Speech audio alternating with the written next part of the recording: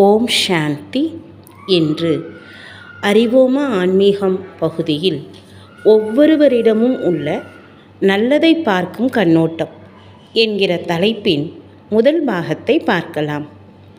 நாம் அனைவரும் கர்மம் செய்வது, எண்ணங்களை உருவாக்குவது, அத்தோடு சேர்த்து பிறருடன் உரையாடுவது என்று காலையிலிருந்து இரவு வரை ஒரு வாழ்க்கையை வாழ்கிறோம்.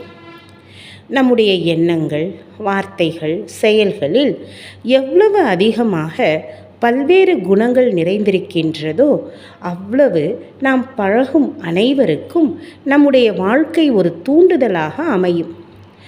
ஒரு முறை ஒரு சிறு பையன் கடைவீதிக்கு சென்றான்.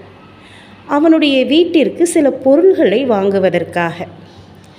கடைக்காரரை பார்த்தபோது கொஞ்சம் பணம் தரையில் கிடந்ததை கண்டான். அது அவனுடையது அல்ல.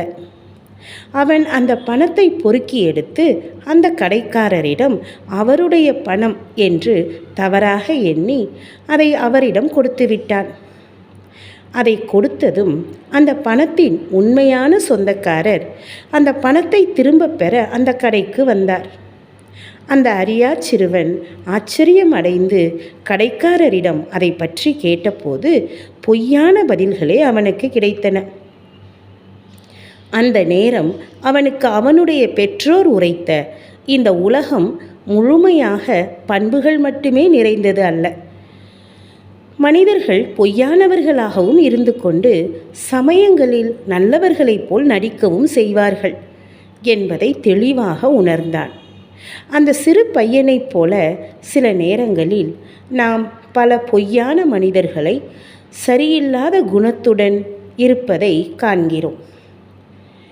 சில நேரங்களில் நம்மில் சிலர் நல்லவை இந்த உலகத்தில் இருக்கிறதா அல்லது இல்லையா என்று மனசோர்வடைகிறோம்.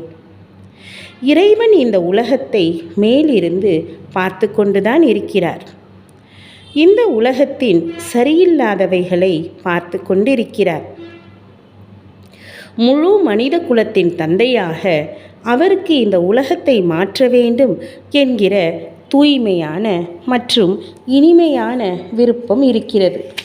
மேலும் அவர் இந்த எதிர்மறையான குறைகளை பற்றி கவலைப்பட்டு கொண்டும் இருப்பதில்லை.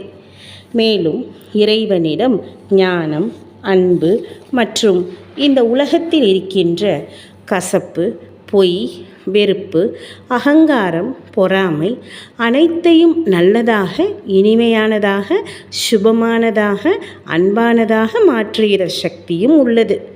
இந்த செய்தியில் அவருடைய கண்ணோட்டத்தை கண்டறியலாம். ஓம் சாந்தி.